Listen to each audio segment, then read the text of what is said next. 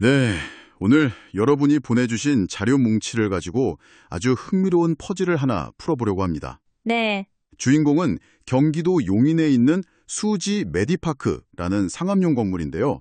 요즘 어딜 가나 상가 임대 현수막이 붙어있는 시대에 이 건물은 어떻게 사람으로 북적이는 동네의 중심, 하나의 랜드마크가 될 수 있었을까요? 오늘 저희의 미션은 바로 그 성공 공식을 한번 해보는 겁니다. 네, 맞습니다.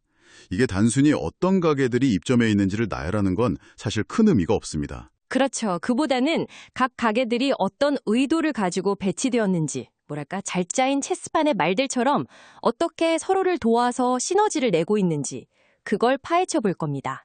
이 건물의 층별 안내도는 사실 한편의 아주 치밀한 전략기획서나 다름없거든요. 좋습니다. 자, 그럼 이 건물을 제대로 한번 해보해 볼까요? 우선 가장 기본적인 정보, 바로 위치입니다. 경기도 용인시 수지구 풍덕천동 수풍로 사거리 코너에 있는데 사실 이것보다 훨씬 중요한 정보가 있죠. 네, 있죠. 전국적으로 유명한 명문고 수지구 고등학교 정문 바로 코앞이라는 점입니다. 이게 그냥 학생들이 많다 정도의 의미는 아닐 것 같은데요. 바로 그 지점이에요. 그게 이 모든 전략의 출발점입니다. 수지고 앞이라는 건요, 단순히 유동인구가 많다는 걸 넘어서 높은 교육열과 구매력을 동시에 갖춘 학부모라는 아주 명확한 타겟 고객층을 1년 365일 건물 앞으로 끌어다 놓는 것과 같은 효과를 내는 거죠. 이 사람들을 어떻게 건물 안으로 끌어들여서 또 머물게 할 것인가, 이게 이 건물의 핵심 과제였던 겁니다. 그런데 자료를 훑어보다가 정말 깜짝 놀란 부분이 있어요. 바로 주차시설입니다. 아, 주차 중요하죠. 총 158대 전부 자주식 주차. 이게 법정 기준의 160%에 달하는 규모라고요. 그 동네가 주차 때문에 골치 아픈 곳으로 유명하잖아요. 이 정도면 거의 무기 수준 아닌가요? 무기라는 표현이 정확합니다. 주차 편의성은 방문객을 끌어들이는 가장 원초적이면서도 강력한 유인책이죠. 특히 병원 방문객들에게는요. 맞습니다. 아이를 동반하거나 몸이 불편한 분들에게는 더더욱요. 여기에 최대 5.4m에 달하는 높은 층고, 또 환자 이동을 위한 베드형 엘리베이터가 3대.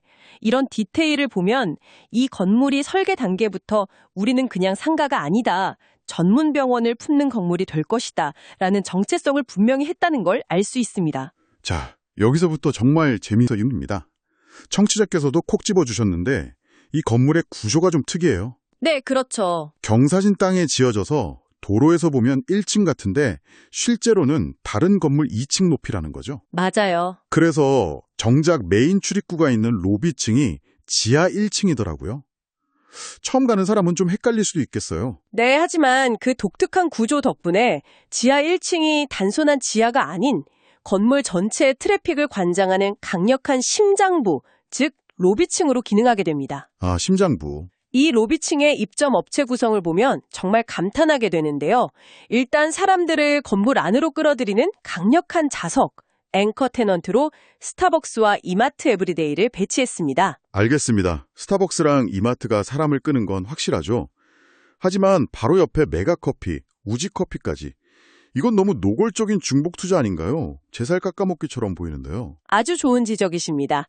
그런데 타겟 고객층을 보면 그 의도가 보입니다. 아, 타겟이 다른가요? 네, 스타벅스는 공간과 브랜드를 소비하면서 여유롭게 시간을 보내려는 고객을, 저가형 카페는 빠른 테이크아웃을 원하는 학생이나 직장인을 겨냥한 거죠.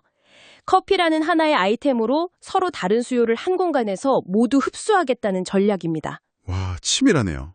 여기에 김간의 마라탕, 또 샐러드 전문점 속괄로 같은 식당들을 더해서 다양한 식사 수요까지 해결하고요. 잠깐만요. 스타벅스, 이마트, 저가 커피 다 이해가 가는데 여기서 갑자기 웅진북 커피요? 이건 조금 뜬금없어 보이는데요. 그냥 남는 공간 채우기인가요? 아니면 저희가 놓치고 있는 숨은 의도가 있는 건가요? 바로 그 뜬금없음의 핵심이 있습니다. 아, 정말요? 다른 가게들이 방문객의 지갑을 노린다면 웅진 북카페는 학부모의 시간을 노린 아주 영리한 장치입니다. 아이와 함께 책을 보거나 교육 상담을 받으면서 자연스럽게 건물에 머무는 시간을 늘리는 거죠. 아, 체류 시간을 늘리는 역할이군요. 그렇죠. 결국 이 지하 1층은 약국이라는 필수 시설까지 갖추고 사람들을 위아래층으로 분산시키는 허브이자 일상 소비를 통해 마르지 않는 유동인구를 만들어내는 강력한 엔진이 되는 겁니다. 이 심장부에서 아래로 내려가는 공간도 예사롭지더군요. 보통 상가 지하 2, 3층은 뭐 창고나 주차장으로 쓰이기 마련인데 여긴 완전히 달라요. 네, 그렇죠. 지하 2층에는 초대형 다이소와 프리미엄 키즈 카페 점핑몬스터가 있고 지하 3층은 헤일짐이라는 헬스클럽이 통째로 쓰고 있다고요. 이 지하 공간의 MD 구성은 정말 교과서적입니다.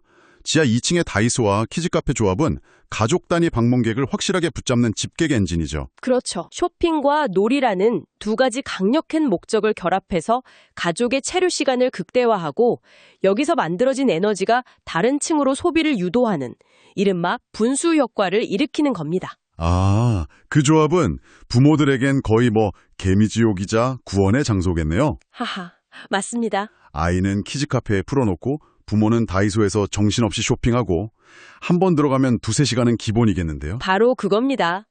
반면 지하 3층의 헤이짐은 완전히 다른 고객층을 공략합니다. 고정 회원들 말이죠. 네, 헬스, PT는 물론 스파, 사우나까지 갖춘 이 시설은 일회성 방문객이 아닌 꾸준히 방문하는 고정 회원들을 확보하는 역할을 하죠.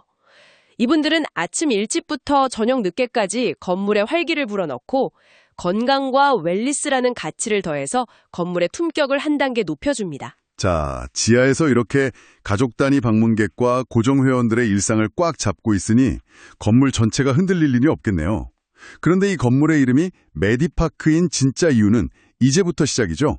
이 단단한 기반 위에 어떤 전문적인 서비스를 쌓아 올렸나요? 그렇습니다. 지상 1층부터 3층, 이 세 개 층이 거대한 메디컬 존을 형성하면서 건물의 정체성을 완성합니다.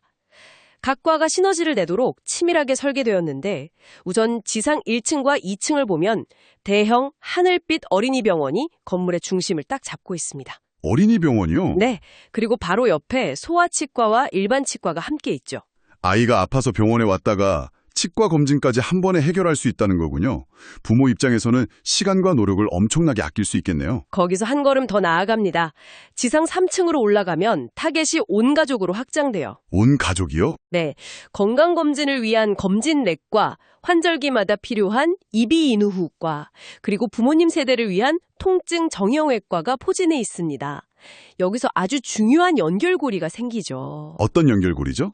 아이 진료 때문에 이 건물을 찾았던 부모가 온 김에 내 진료도 봐야겠다? 혹은 부모님 모시고 와야겠다라고 자연스럽게 생각하게 만드는 겁니다. 아, 그러니까 처음에는 아이 때문에 방문했다가 나중에는 온 가족의 추치 건물이 되는 거군요. 그리고 이 모든 진료의 마지막은 지하 1층 약국에서 마무리되고요. 정말 완벽한 순환 구조네요. 맞습니다. 이건 단순히 임대 공간을 채우는 수준을 넘어서 우리 동네에서 가장 신뢰할 수 있는 병원 건물이라는 강력한 브랜드를 구축하는 전략입니다. 한번 이곳에서 긍정적인 의료 경험을 한 가족은 다른 진료가 필요할 때도 고민 없이 이곳을 다시 찾게 될 가능성이 매우 높습니다. 그리고 이 건물의 활용점정, 마지막 최상층인 4층은 이 모든 이야기의 시작점이었던 수지고와 다시 연결됩니다. 바로 에듀존이죠. 네, 최상층에 학원가를 배치한 건 다른 층에 비해 상대적으로 조용하고 독립적인 환경이 학습 분위기 조성에 최적이기 때문입니다. 입점한 학원들의 면면을 보면 그 전략이 더 명확해지죠. 과학 전문, 논술, 수학 전문, 미술학원, 그리고 교육 브랜드 백안펜까지. 와, 하나같이 명문대 입시와 직결된 과목에 특화된 학원들이네요. 길 건너 수지고 학생들과 학부모들의 교육 수요를 정확하게 주존사격했다는 느낌이 강하게 듭니다. 정확히 보셨습니다. 이로써 이 건물의 정체성을 떠받치는 두 개의 거대한 기둥이 완성됩니다. 두 개의 기둥이요? 하나는 메디컬 존, 또 다른 하나는 에듀존이죠. 이 두 가지 핵심 기능은 유행을 타거나 경기에 민감하지 않습니다. 즉, 장기적으로 매우 안정적인 자산 가치를 보장하는 핵심 동력이 되는 겁니다.